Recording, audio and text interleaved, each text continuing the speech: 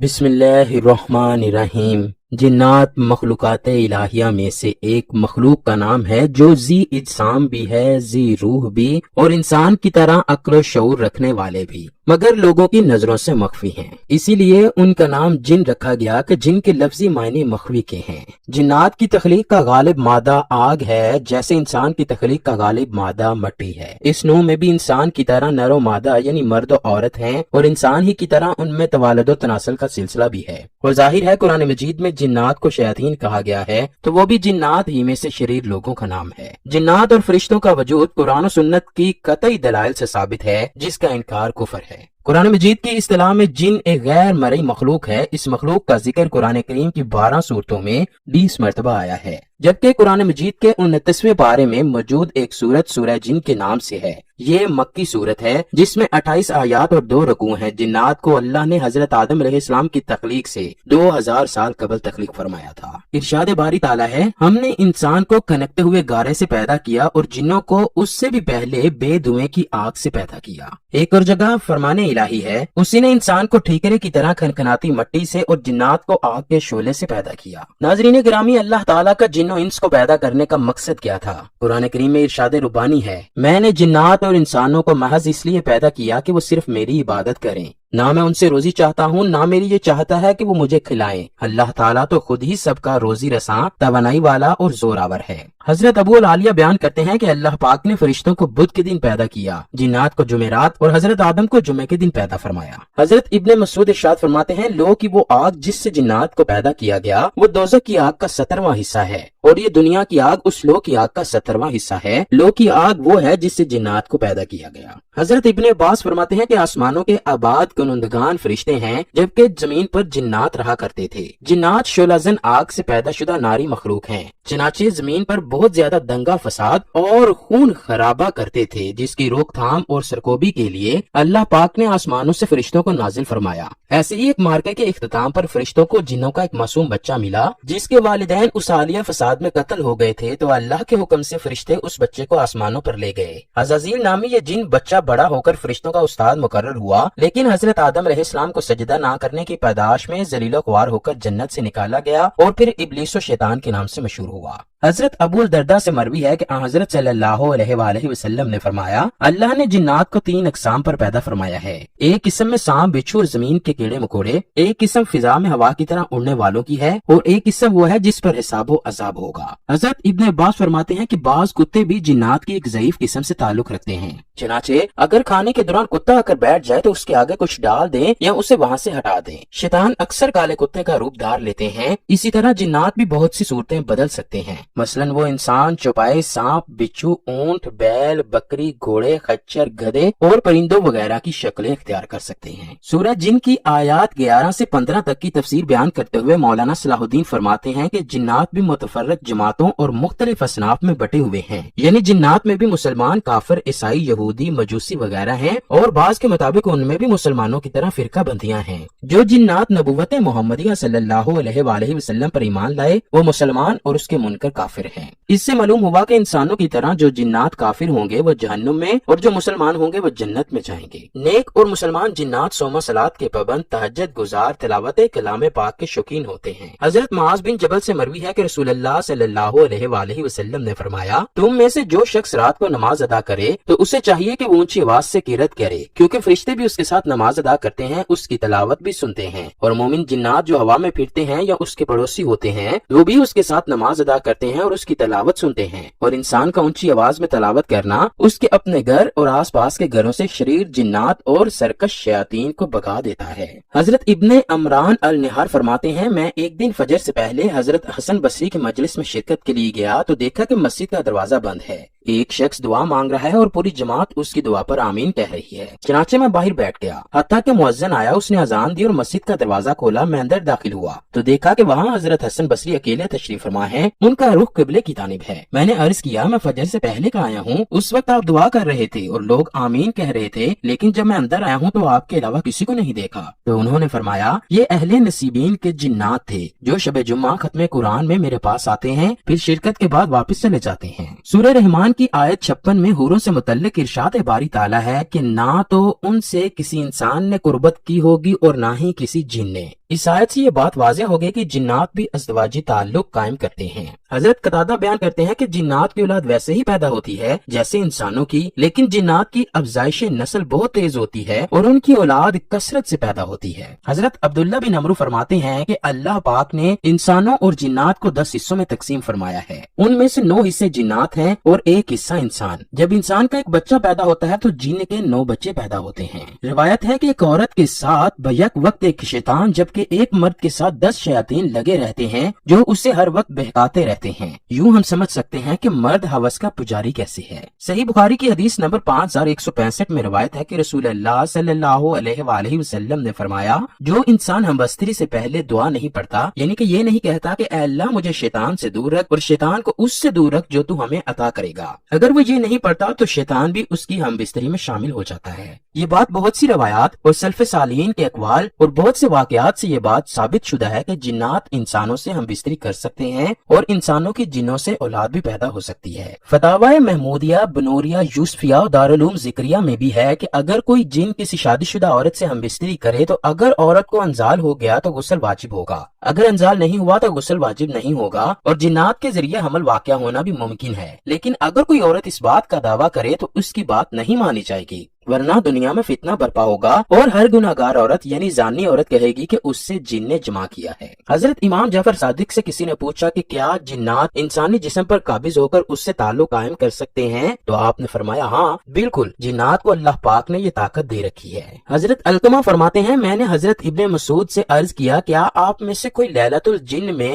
رسول اللہ کے ساتھ تھا؟ فرمایا نہیں، لیکن ہم نے ایک رات رسول اللہ کو مکہ میں نہ پایا تو ہمیں یہ خیال ہوا کہ کہیں خدا نخواستہ اچانک کفار کے نرگے میں نہ آ گئے ہوں، نہ جانے رسول اللہ کے ساتھ کیا بیتی۔ مسلمانوں نے یہ رات بڑے اضطراب و بے چینی میں گزاری۔ جب صبح صادق ہوئی تو ہم نے دیکھا کہ رسول اللہ غار حرا کی جانب سے تشریف لا رہے ہیں۔ صحابہ نے اپنی فکر و تشویش کا اظہار کیا۔ رسول اللہ نے فرمایا جنوں کا قاصد مجھے بلانے آیا تھا تو میں اس کے ساتھ چلا گیا اور انہیں قرآن پڑھ کر سنایا۔ پھر آپ صلی اللہ علیہ وآلہ وسلم نے ہمیں ساتھ لیا اور ان کے آثار اور ان کی آگ کے نشانات دکھائے۔ جنات نے رسول اللہ سے توشہ سفر مانگا کیونکہ وہ جنات کسی جزیرے کے باسی تھے۔ رسول اللہ نے فرمایا ہر ہڈی جس پر اللہ کا نام لیا جائے گا تمہارے ہاتھ پر پہنچ کر پہلے سے زیادہ گوشت والی بن جائے گی، اور یہ ہڈیاں جنات کی خوراک ہوں گی، اور ہر قسم کی لید تمہارے چھپاؤں کا چارہ ہے۔ پھر حضور اکرم نے فرمایا ان دونوں چیزوں سے استنجا نہ کرو کیونکہ یہ دونوں چیزیں تمہارے بھائی جنوں کی خوراک ہیں۔ حضرت ابو ہریرہ سے روایت ہے کہ رسول اللہ صلی اللہ علیہ وآلہ وسلم نے فرمایا میرے پاس شہر نصیبین کے جن آئے تھے، وہ کیسے اچھے جن تھے، انہوں نے مجھ سے زادراء کی خواہش کی تو میں نے ان کے لیے اللہ سے دعا کی کہ جس ہڈی یا گوبر پر ان کا گزر ہو تو اس پر وہ کھانا پائیں گے۔ مولانا مفتی محمد شفیع سورہ جن کی تفسیر میں اس سورت کی شان نزول بیان کرتے ہوئے 4 اہم واقعات کا ذکر کرتے ہیں۔ واقعہ اول یہ تھا کہ رسول اللہ کی بعثت سے پہلے شیاطین آسمان تک پہنچ کر فرشتوں کی باتیں سنتے تھے۔ رسول اللہ کی بعثت کے بعد انہیں شہاب ثاقب کے ذریعے سننے سے روک دیا گیا اور اسی حادثے کی تحقیق کے ضمن میں یہ جنات رسول اللہ تک پہنچے۔ اس واقعے کا ذکر سورہ احقاف میں بیان کیا گیا ہے۔ واقعہ دوم یہ ہے کہ زمانہ جاہلیت میں عادت تھی کہ جب کسی جنگل یا وادی میں دوران سفر قیام کی نوبت آتی تو اس اعتقاد سے کہ جنات کے سردار ہماری حفاظت کریں گے، یہ الفاظ کہا کرتے تھے میں اس جنگل کے سردار کی پناہ لیتا ہوں اور اس کی قوم کے بے وقوف شریر لوگوں سے۔ واقعہ سکم یہ ہے کہ مکہ مکرمہ میں رسول اللہ کی بد دعا سے قحط پڑا اور کئی سال تک رہا۔ واقعہ چہارم جب رسول اللہ نے دعوت اسلام شروع کی تو کفار و مخالفین آپ کے خلاف ہجوم اور نرگا ہوئے۔ حضرت ابن عباس فرماتے ہیں کہ جنات آسمان کی طرف چڑھتے تھے اور وحی کے کلامات سنتے تھے، پھر ان میں سے 9 حصے اضافہ کر کے زمین پر پھیلا دیتے تھے۔ رسول اللہ کی بعثت کے بعد ان شریر جنات کو اس عمل سے روک دیا گیا۔ یہ جب آسمان کی جانب رخ کرتے تو شہاب ثاقب چھوڑے جاتے۔ ان جنات نے اس کا ذکر ابلیس سے کیا تو اس نے کہا ضرور زمین میں کوئی نئی بات ظہور پذیر ہوئی ہے جس کی وجہ سے آسمان نے دنیا کی سخت ترین حفاظت کی جا رہی ہے۔ چنانچہ یہ طے پایا کہ زمین میں ہر طرف جنات کے وفود پھیلا دیے جائیں تاکہ وہ اس کی تحقیق کریں کہ دنیا میں ایسی کیا نئی چیز وجود میں آئی کہ جس کی بنا پر آسمانوں کی سخت ترین حفاظت کی ضرورت پیش آئی۔ چنانچہ جنات کا ایک وفد تہامہ حجاز کی جانب بھیجا گیا۔ وہ جب مقام نخلا پر پہنچے تو رسول اللہ اپنے صحابہ کرام کے ساتھ صبح کی نماز کی امامت فرما رہے تھے۔ جنات کے اس وفد نے جب قرآن کریم کی تلاوت سنی تو آپس میں قسمیں کھا کر کہنے لگے واللہ یہی وہ کلام ہے جس کی وجہ سے ہمیں آسمانوں پر جانے سے روک دیا گیا ہے۔ جب رسول اللہ نماز سے فارغ ہوئے تو یہ اسلام کی حقانیت پر یقین و ایمان لا کر اپنی قوم کے پاس واپس گئے اور انہیں واقعہ سناتے ہوئے خبر دی کہ ہم تو مسلمان ہو گئے ہیں، تمہیں بھی چاہیے کہ ایمان لے آؤ۔ مگر رسول اللہ کو ان جنات کے آنے جانے اور قرآن سن کر ایمان لانے کی خبر نہ ہوئی، یہاں تک کہ سورہ جن کا نزول ہوا جس میں رسول اللہ کو اس واقعے کی خبر دی گئی۔ ایک روایت میں ہے کہ جنات شہر نصیبین کے رہنے والے تھے اور ان کی کل تعداد 9 یا 7 تھی۔ جب انہوں نے اپنی قوم کو ایمان لانے کی ترغیب دی تو پھر ان میں سے 300 جنات اسلام لانے کے لیے حاضر خدمت ہوئے۔ حضرت خفاجی نے فرمایا ہے کہ جنات کے رسول اللہ کی خدمت میں حاضر ہو کر استفادہ کرنے کے واقعات 6 مرتبہ پیش آئے۔ حضرت صلی اللہ علیہ وآلہ وسلم نے طائف کے سفر سے واپسی پر مقام نخلا میں قیام فرمایا اور آخری شب میں نماز تہجد پڑھنے لگے۔ ملک یمن کے شہر نصیبین کے جنات کا ایک وفد بھی وہاں پر پہنچا۔ انہوں نے جب قرآن کریم کی تلاوت سنی تو مسلمان ہوئے اور اپنی قوم کی طرف واپس جا کر اس واقعے کی تفصیل بیان کی جس کا ذکر سورہ جن میں بیان کیا گیا ہے۔ حضرت مجاہد فرماتے ہیں کہ میں ایک رات نماز ادا کر رہا تھا کہ اچانک میرے سامنے ایک لڑکا آ کر کھڑا ہو گیا تو میں نے اسے قابو کرنے کی تیاری کی۔ اس نے چھلانگ لگائی اور دیوار کے پیچھے جا پڑا۔ میں نے اس کے گرنے کی آواز بھی سنی۔ اس کے بعد وہ کبھی میرے پاس نہیں آیا۔ حضرت مجاہد فرماتے ہیں کہ یہ جنات تم سے اسی طرح ڈرتے ہیں جس طرح سے تم جنات سے ڈرتے ہو۔ علامہ محاسبی فرماتے ہیں جو مومن جنات جنت میں داخل ہوں گے وہ جنت میں موجود انسانوں کو نہیں دیکھ پائیں گے جبکہ انسان جنات کو دیکھ سکیں گے، یعنی وہاں دنیا کے برعکس معاملہ ہوگا۔ حضرت انس بیان کرتے ہیں کہ رسول اللہ نے فرمایا مومن جنات پر ثواب بھی ہے اور عذاب بھی۔ ہم نے عرض کیا انہیں کیا ثواب ملے گا؟ فرمایا یہ اعراف میں ہوں گے، جنت میں امت محمدی کے ساتھ نہیں ہوں گے۔ ہم نے عرض کیا یہ اعراف کیا چیز ہے؟ فرمایا جنت کی دیوار ہے جس میں نہریں بہتی ہوں گی اور پھلوں سے لدے درخت ہوں گے۔ حضرت سیدنا علی المرتضیٰ سے مروی ہے کہ رسول اللہ صلی اللہ علیہ وآلہ وسلم نے فرمایا تم لوگ اپنے گھروں میں قرآن کریم کی تلاوت کیا کرو۔ جن گھروں میں قرآن کی تلاوت ہوتی ہے وہ گھر والوں کے لیے باعث خیر و برکت بن جاتا ہے اور اس گھر میں مومن جنات رہائش اختیار کرتے ہیں، لیکن جس گھر میں تلاوت نہیں ہوتی وہ گھر والوں کے لیے وحشت بن جاتا ہے، خیر و برکت کم رہ جاتی ہے اور کافر جنات گھر میں بسیرا کر لیتے ہیں۔ قرآن کریم میں اللہ پاک فرماتا ہے اے جنات اور انسانوں کی جماعت، کیا تمہارے پاس تم ہی میں سے پیغمبر نہیں آئے تھے جو تم سے میرے احکام بیان کرتے اور تمہیں اس آج کے دن کی خبر دیتے؟ رسالت اور نبوت کے معاملے میں جنات انسانوں ہی کے تابع ہیں، ورنہ جنات میں الگ سے نبی نہیں آئے۔ البتہ رسولوں کا پیغام پہنچانے والے اور منظرین جنات میں ہوتے رہتے ہیں جو اپنی قوم کے جنوں کو اللہ کی طرف دعوت دیتے رہتے ہیں اور اب بھی دیتے ہیں۔ لیکن ایک خیال یہ بھی ہے کہ چونکہ جنات کا وجود انسان کی پیدائش سے پہلے کا ہے تو ان کی ہدایت کے لیے انہی میں سے کوئی نبی آیا ہو، پھر حضرت آدم علیہ السلام کے آنے کے بعد ہو سکتا ہے کہ جنات نبیوں کے تابع رہے ہوں۔ البتہ نبی آخر الزماں حضرت محمد مصطفیٰ صلی اللہ علیہ وآلہ وسلم کی رسالت بہرحال تمام جن و انس کے لیے ہے اور اس میں کوئی شبہ نہیں۔ ارشاد ربانی ہے اگر تم انسان اور کل جنات آپس میں مل کر اس قرآن کی مثل لانا چاہو تو ان سب سے ان کے مثل لانا ناممکن ہے، گو وہ آپس میں ایک دوسرے کے مددگار بھی بن جائیں۔ مشرکین نے کہا تھا کہ ہم چاہیں تو اس قرآن کی مثل بنا لیں گے۔ اس پر یہ آیت نازل ہوئی اور اللہ تعالیٰ نے ان کی تردید کی کہ خالق کے کلام کے مثل مخلوق کا کلام ہو ہی نہیں سکتا، اگرچہ جنوں انس باہم مل کر بھی کوشش کریں تب بھی یہ ممکن نہیں کہ اس کلام کی مثل لا سکیں۔ چنانچہ ایسا ہی ہوا، تمام کفار عاجز ہوئے، انہیں رسوائی اٹھانی پڑی اور وہ ایک سطر بھی بنا کر پیش نہ کر سکے۔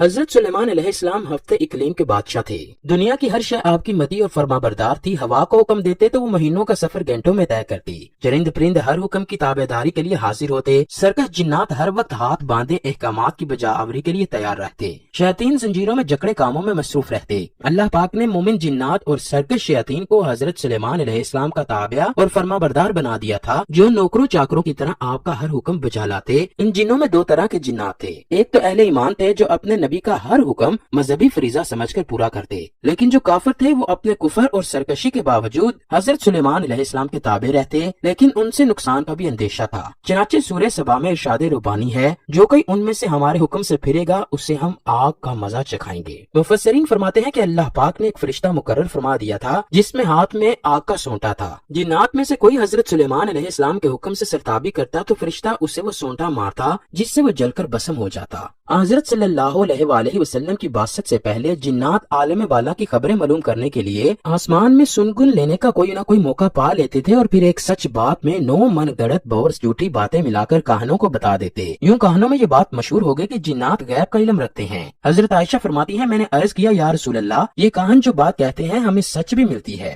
رسول اللہ نے فرمایا یہ بات حق ہوتی ہے، اسے جن چوری کر کے اپنے دوست کے کان میں ڈال دیتا ہے اور وہ اس میں سے 100 جھوٹ ملا دیتے ہیں۔ اسی طرح حضرت سلیمان علیہ السلام کے زمانے میں بھی یہ مشہور ہو چکا تھا کہ جنات غیب کا علم رکھتے ہیں۔ اللہ پاک نے حضرت سلیمان علیہ السلام کی وفات کے ذریعے اس عقیدے کے فساد کا قلعہ کما کیا۔ قرآن کریم میں ارشاد باری تعالیٰ ہے، پھر جب ہم نے ان پر موت کا حکم بھیجا تو ان کی خبر جنات کو کسی نے نہ دی سوائے گن کے کیڑے کے جو ان کی عصا کو کھا رہا تھا۔ بس جب حضرت سلیمان گر پڑے اس وقت جنات نے جانا کہ اگر وہ غیب کا علم رکھتے تو اس ذلت کے عذاب میں مبتلا نہ رہتے۔ حضرت سلیمان علیہ السلام کے انتقال کے 1 سال بعد تک جنات بیت المقدس کی تعمیر میں مصروف رہے۔ وہ دور ہی سے حضرت سلیمان علیہ السلام کو اپنے شیشے کے کمرے میں کھڑا ہوا دیکھتے اور سر جھکا کر اپنے کام میں مصروف ہو جاتے۔ جنات کی یہ مجال نہ تھی کہ وہ قریب چلے جاتے، یہاں تک کہ 1 سال گزر گیا۔ تعمیر بیت المقدس مکمل ہوئی اور اللہ پاک نے جنات کے عالم غیب کے دعوے کو اپنے انجام پر پہنچا دیا اور تمام دنیا کو جنات کی بے خبری اور بے بسی کا علم ہو گیا۔ حضرت صفوان بن سلیم فرماتے ہیں کہ جنات انسانوں کے سامان اور کپڑوں کو استعمال کرتے ہیں، بس تم میں سے جو شخص کوئی کپڑا اٹھائے تو یاد رکھو بسم اللہ پڑھ لیا کرو کیونکہ اللہ کا نام مہر ہے۔ اس طرح سے جنات ان کپڑوں کو استعمال نہیں کریں گے۔ بسم اللہ جنات کے سامنے پردہ ہے۔ حضرت انس سے روایت ہے کہ رسول اللہ نے فرمایا گندے مقامات شیاطین کے رہنے کی جگہ ہیں۔ حضرت انس فرماتے ہیں کہ رسول اللہ قضاء حاجت کو جاتے تو یہ پڑھا کرتے تھے، اے اللہ میں آپ کی پناہ مانگتا ہوں خبیث جنوں سے اور خبیث جننیوں سے۔ امام سعید بن منصور نے اس دعا کے شروع میں بسم اللہ کے الفاظ بھی بیان کیے ہیں۔ اللہ تعالیٰ نے انسان کو اشرف المخلوقات بنایا ہے، چنانچہ جنات و شیاطین سمیت دنیا کی ہر مخلوق انسان سے خوف کھاتی ہے۔ اللہ اور اس کے نبی کی تعلیمات کی روشنی میں بدترین جنات اور شیاطین کو شکست فاش دینا بہت آسان ہے، لیکن اگر جنات کی وجہ سے کچھ لوگوں کو بیماری یا موت لاحق ہو جائے تو یہ خود اپنے اوپر ظلم کرنے کے مترادف ہے، جس میں جعلی پیر فقیر اور سنیاسیوں کا ہاتھ بڑا ہے۔ جنات سے مقابلے کے لیے ذکر الہی، دعائیں، اعوذ باللہ من الشیطان الرجیم، استغفار اور سورہ ماؤز 3 بار کثرت سے پڑھنا جائز ہے، لیکن 5 وقت کی نماز ادا کرنا سب سے اہم ہے۔ جنات و شیاطین کے خلاف مدد حاصل کرنے اور انہیں شکست فاش دینے کے لیے سب سے بڑا عمل آیت الکرسی کا پڑھنا ہے۔ انسان سے شیاطین کو بھگانے، جنات کے اقدامات کو باطل کرنے، ان کی آفات سے بچنے اور منفی عملیات سے محفوظ رہنے کے لیے آیت الکرسی میں بڑی عظیم تاثیر ہے۔ یہ مرگی کا بھی علاج ہے۔ حضرت ابو ہریرہ سے روایت ہے کہ رسول اللہ نے فرمایا آیت الکرسی قرآن پاک کی سب آیات کی سردار ہے، جس گھر میں شیطان ہو تو اسے پڑھا جائے تو وہ بھاگ جائے گا۔ ہر رات سونے سے پہلے گھر میں آیت الکرسی پڑھ کر حصار باندھنا بزرگان دین اور تجربہ کار حضرات کا معمول ہے۔ اس عمل سے صبح صادق تک پورا گھر ماں افراد و اسباب ہر طرح کی انسانی و شیطانی شر سے محفوظ رہتا ہے۔ حضرت قتادہ بیان کرتے ہیں کہ جس نے اپنے بستر کی ٹیک لگاتے ہوئے آیت الکرسی پڑھ لی تو 2 فرشتے اس کے سپرد کر دیے جاتے ہیں جو صبح تک اس کی حفاظت کرتے ہیں۔ سورہ ماؤز 3 یعنی سورہ فلق اور سورہ ناس قرآن کریم کی یہ آخری 2 صورتیں ہر قسم کے شیطانی عملیات، جادو ٹونے اور نظر بند کا تیر با ہدف علاج ہیں۔ حضرت ابو سعید فرماتے ہیں کہ حضرت صلی اللہ علیہ وآلہ وسلم جنات اور انسانوں کی نظر بد سے پناہ مانگتے تھے، یہاں تک کہ جب آخری دونوں صورتیں نازل ہو گئیں تو رسول اللہ صلی اللہ علیہ وآلہ وسلم نے انہیں پڑھنا شروع کر دیا۔